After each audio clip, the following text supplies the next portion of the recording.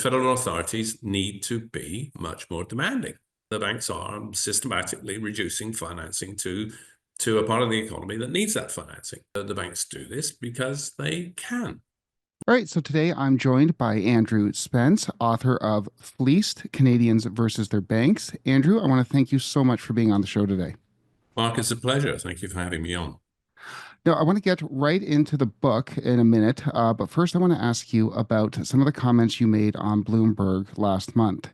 When you were asked to comment on the potential entry of a new bank to Canada, Spain's Banco Santander, you said that the Canadian market should be ripe for disruption, but that never seems to happen. We never seem to get any new entrants. Why is that? Well, I think the first thing to observe is that Canada's banking market, as we know, is dominated by 5 big banks, 6 if you include Quebec-based National Bank. And for many years, the Canadian banking market has been considered what economists call uncontestable. It's just very difficult to contemplate as a foreign bank, as it were, or even a new bank, starting up to achieve the kind of economies of scale that Canadian banks have, because there's sheer size. The fact that if you're going to come in here and compete head on, you are likely to have to go out and hire a lot of mid-career professionals from the existing Canadian banks in order to have good local knowledge. Canadian banks have already picked all the good borrowers, so you're going to end up with potentially the bad borrowers. And so when foreign banks look at that, they add to their final list of reasons not to come a regulatory authority that tends to discriminate against non-Canadian owned banks. And so Canada's market is just not seen as being contestable. And so typically we don't really get much in the way of full-on contest. So it kind of seems like the Canadian banks very much have it locked up. And you say in your book that they have that they're very much an oligopoly. Yeah, there's no question about that, right? And even some of the retired banking executives and leaders will openly admit that it's an oligopoly, but they say there's competition within the oligopoly. Well, there might be some rivalry, which is, they chase one another for 0.05% of market share. But you can tell their hearts aren't in it. They spend less on advertising than UK banks, than Australian banks or US banks, where there's a stronger degree of competition. The other area where there might be some competition is in the financial technology space. We have grown quite a substantial fintech industry here in Canada. But they can't get access to the payment system in such a way as to be effective competitors. There are all manner of different frictions that stand in their way, imposed by the banks through their control over the payment system backbone of Interact. But also the federal government has been missing in action here. We need changes in legislation. We need changes in regulation in order to make this happen that have been slow walked. If we look at ourselves relative to other jurisdictions, we are at the bottom 5 of industrial countries for the introduction of financial technology, which would reduce customer friction, which would reduce prices for line items in the payment system, and also in things like microbanking to bring in the poor and the marginal that are excluded from banking. You mentioned a lot there that I want to get into. I guess I'll go in order of how you brought it up. You talk about the prisoner's dilemma in your book as to why we have the facade of competition, but not actual competition that would lead to lower rates, lower prices, lower fees, etc. Can you explain that a bit for the viewers who aren't familiar with the prisoner's dilemma? Absolutely. So let's establish what an oligopoly is, right? It's a market that's dominated by few players. Now, a monopoly would be a market that's dominated by one player. Oligopolies have some of the characteristics of monopoly. That is that everybody must pay a higher price for the good or service, and you get less in terms of product brought to market. In the case of banking, we could define that as credit. And we know that banks do not really provide credit to small and medium-sized business in sufficient quantity in order for that sector of the economy to be more dynamic, which is a serious problem currently in the context of weak productivity and weak growth. And the other piece of quantity, if you like, is customer service, right? You can wait for very long periods of time on hold when you get your issues dealt with. And so we know that we have all the hallmarks of an oligopoly here. We have higher prices than we should, and we have weaker credit growth, and we have weaker and poor customer service. Now, one of the things that we know about oligopoly is that it's not worth one of the members cutting their prices to try and gain market share, because the others will follow. And as far as the executives of bank are concerned, that's a race to the bottom in terms of profitability.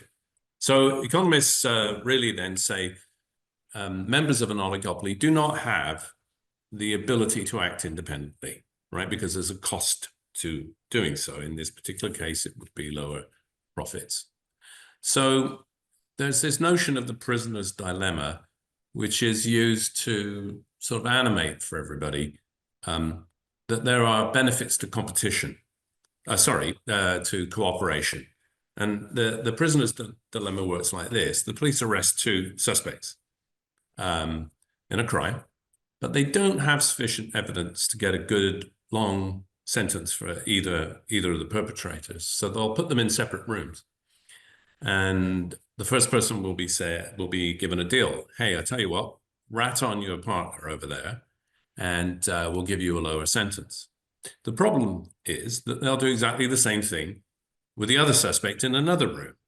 So they have to think about this. What are they going to do? If I rat, I'll get a lower sentence, but I can't be sure he or she won't rat. And so we'll both get a long sentence. So really what they have to do is they have to agree before they commit the crime that if they get caught, they will not rat on the other. So this is called the prisoner's dilemma. And what it says is that there are benefits to cooperation. In this particular case, both the suspects, if they don't take the offer, then they will both maybe get off free or have a lighter sentence than they otherwise would. So that tells us. Now, the interesting thing is that many of the bank CEOs went to the federal government when house prices were rising very, very quickly, because they rightly were concerned that if this was a bubble and prices went down, they could have significant losses. And they would go to the authorities and say, hey, look, I'd love to cut back on my credit to mortgage financing, but if I step back, the others will fill the gap, right? So I'm going to lose out. So in some ways, they wanted the federal government to make the difficult decisions for them. And really what that showed us was, just like the prisoner's dilemma, there are no rewards for cooperation. And so they wanted the federal government, no rewards for competition, rather. They wanted the federal government to make the difficult decisions for them. So there's no rewards for cooperation, and there's no rewards for exiting the cooperation either, because that is no. It's like the other you way said, it's a around. race to the bottom. It's the other way around. There are rewards for cooperation. There are Right. no rewards for competition. That's right. That's right. That's right.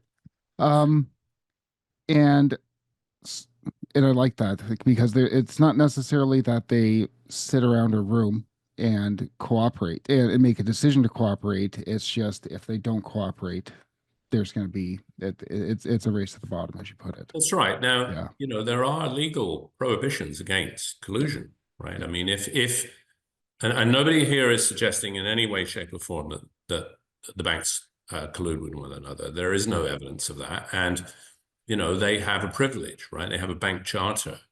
And so if there was evidence of collusion, the risk would be that they would either lose the charter, i.e. the license to print money, or the additional conditions would be imposed to reduce that privileged position.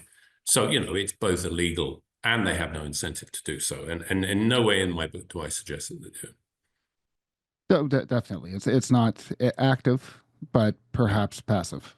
Yes, I think we can say that. Everybody knows how the game works. Right. Everybody knows the rules. Everybody knows where the edge of the field is, and so they don't cross it. I think that's the way. And on we go.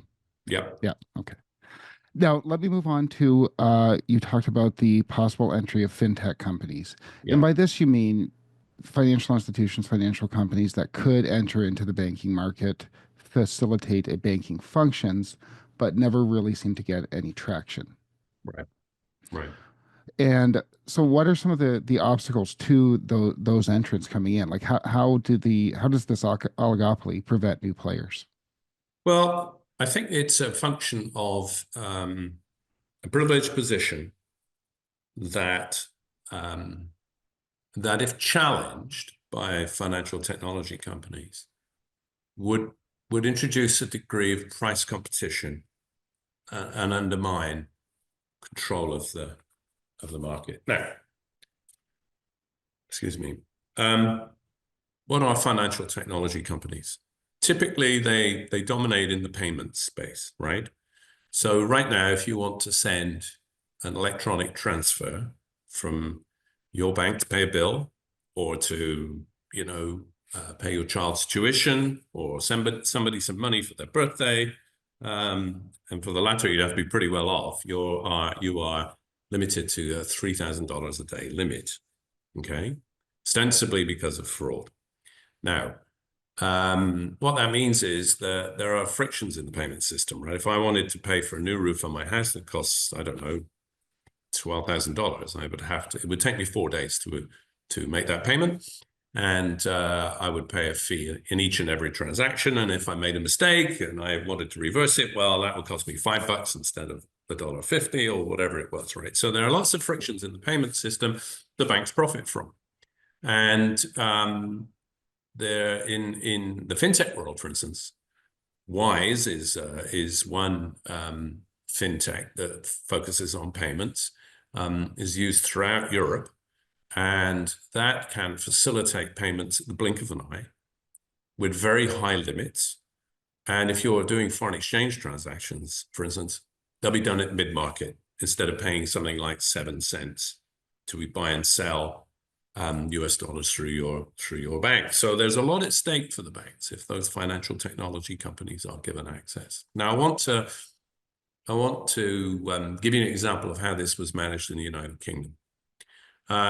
In 2016, now this is how many years ago now, right? Almost 8 or 9. 9 years ago, right? The UK authorities brought in the 9 biggest banks in the country and into some room in Whitehall somewhere and said to their representatives, we're going to go move to what's called open banking, which is really having an app on your phone that allows you to do all kinds of different transactions with an entity of your choice at the lowest price. And they said, we're going to do this. We understand that it will be disruptive for you, but you have 2 years to do it. So go away and talk to the fintech companies, go away and think about what you need to do to be ready for this implementation date.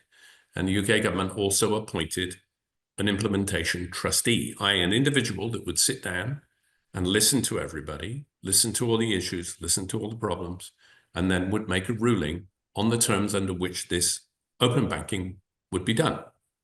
2 years later, in 2018, open banking came to the United Kingdom. And so I talked about this payments provider Wise. For instance, when Wise came into the payment system, the prices dropped by about 15% or so immediately overnight, and processing times, i.e., the time it took to fulfill the payment instructions and transfer, went from 15 minutes to about 15 seconds.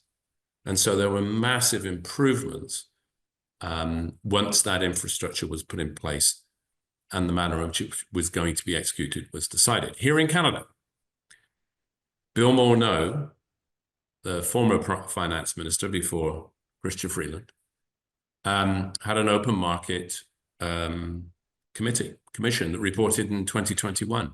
Nothing's been done. So here we are.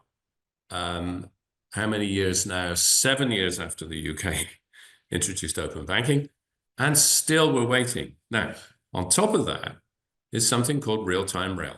Now, what does that mean? It's a fancy name for meaning that we were going to put in place a system that allowed payments and settlements in the banking system to be instantaneous, happen the moment you hit the button. We have no idea when that will be done. Moreover, there is research being done on it. There has been some sort of testing done on it, but nobody knows when it's coming. This is ridiculous, right? It's a national embarrassment. The Brazilians got it done in 9 months, and we are still waiting umpteen years later. One has to conclude that there is no commitment on the part of either government of Canada to see this expedited, and it seems like the banks have every reason to slow walk it, because when it does come, it means they're going to face the kind of competition that they do not wish to face.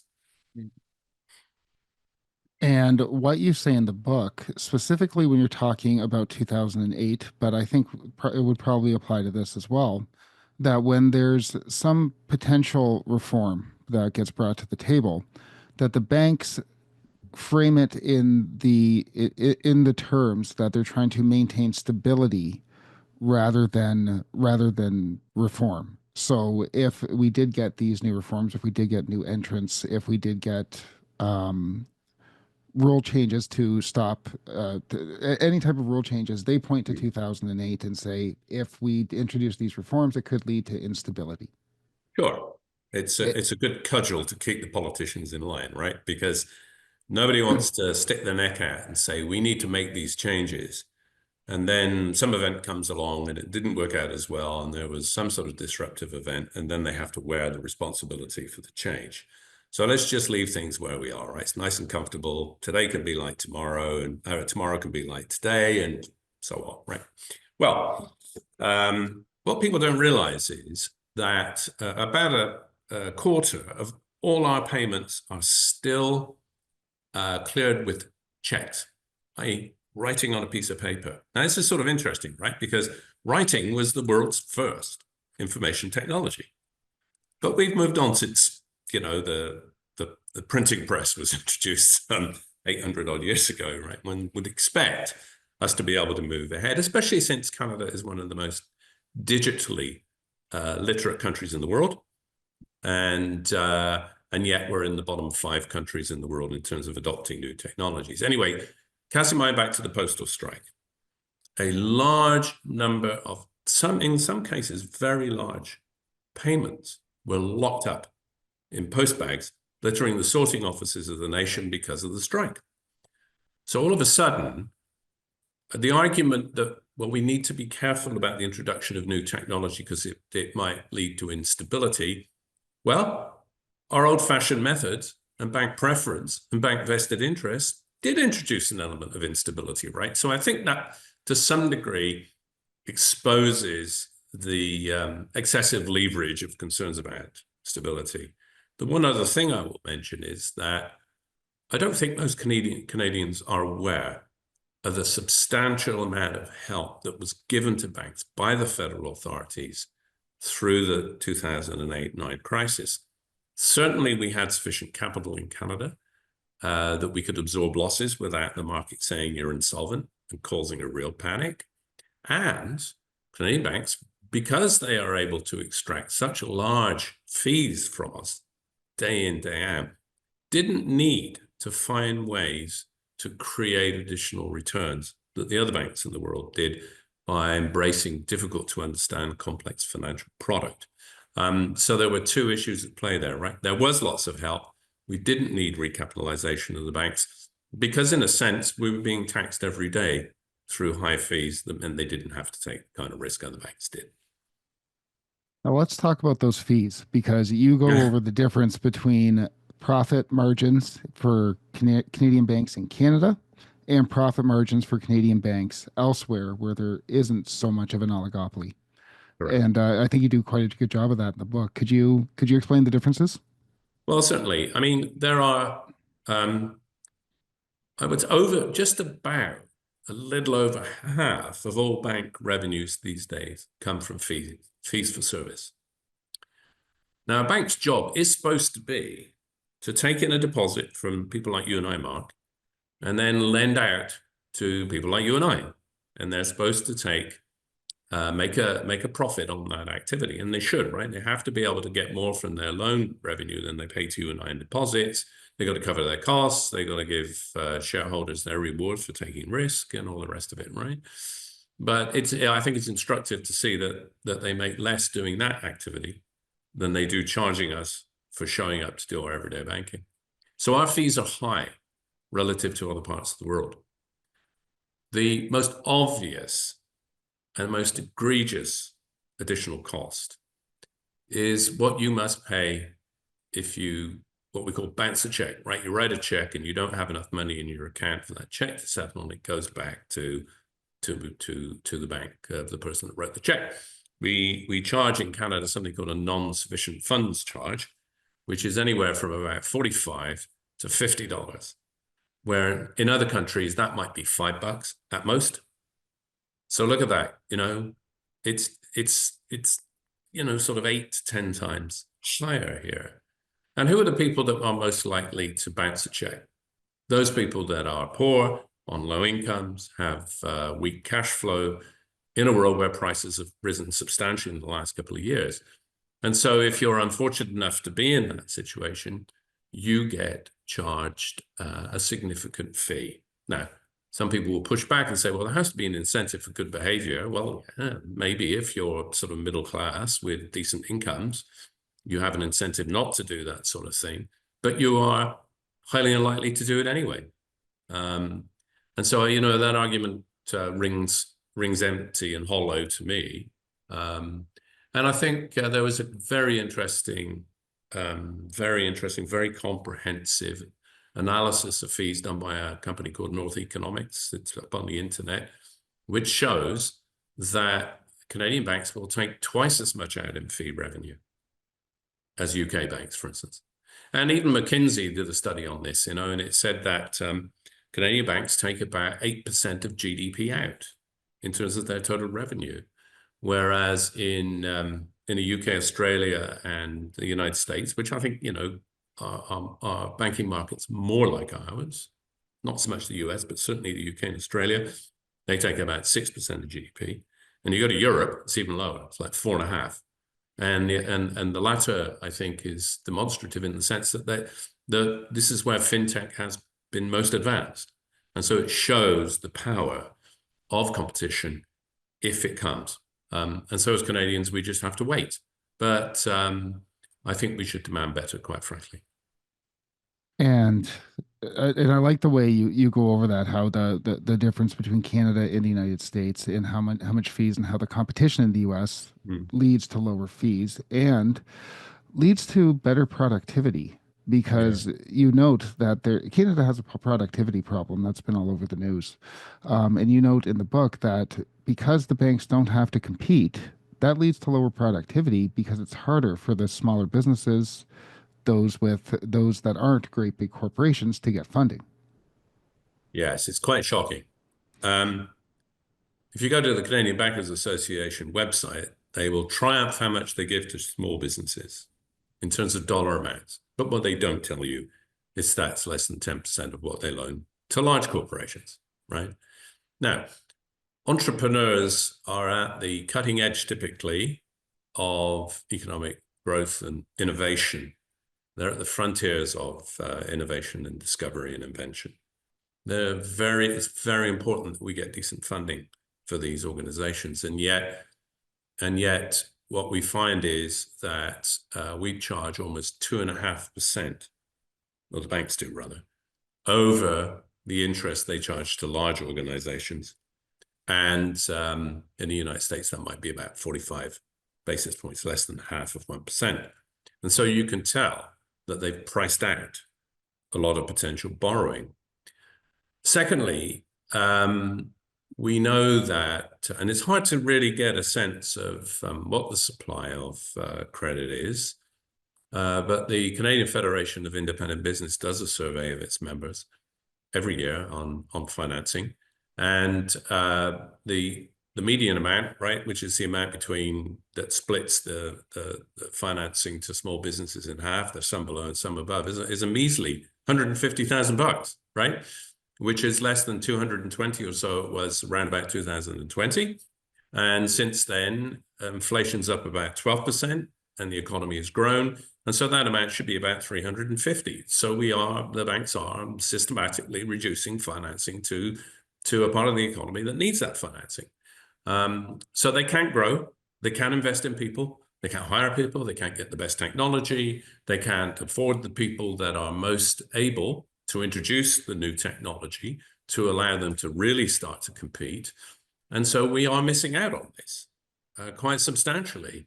And the banks do this because they can, right? In a sense, banks should be in the business of risk. That is finding risk, pricing risk, and making money off it, i.e. loans. But they don't. They're in the business of making profit. So if you're a small business, you've got to have a lot of collateral. You've got to have some assets already to pledge against it. And if you can't do that, well, you've got to pledge your home.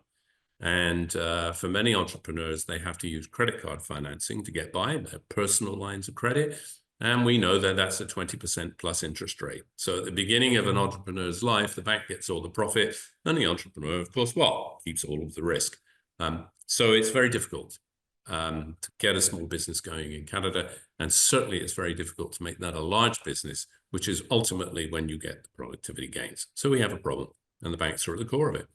Now, I know your time is limited, so I'm just going to ask you one last question. What's the answer? Is it fintech? Is that how we gain better productivity, better terms? That's what we're hoping for? There are no simple let me start again. There are no simple solutions to complex problems, despite what some politicians in the world will tell you today. Banks are like any other industry. It's very hard to make them competitive, right? Because they are a piece of infrastructure without which we cannot do without. Okay. So fintechs can bring a degree of price competition that would lower prices, which would reduce what we pay as consumers for simple, straightforward services. And in the current environment, we need that release of disposable income. So that has to come, and we have to get that done. And the federal authorities need to be much more demanding, right? So we'll see whether that comes along. The credit piece is much more difficult to crack. And there has to be some consideration about how that gets done. But the one thing we should observe is that the federal government, in many ways, subsidizes the mortgage lending that banks do by underwriting about half the risk of loss. And so they have an incentive, right, to lend into non-productive activity in the economy, because all we're doing is bidding up the price of houses to which we sell to one another, right?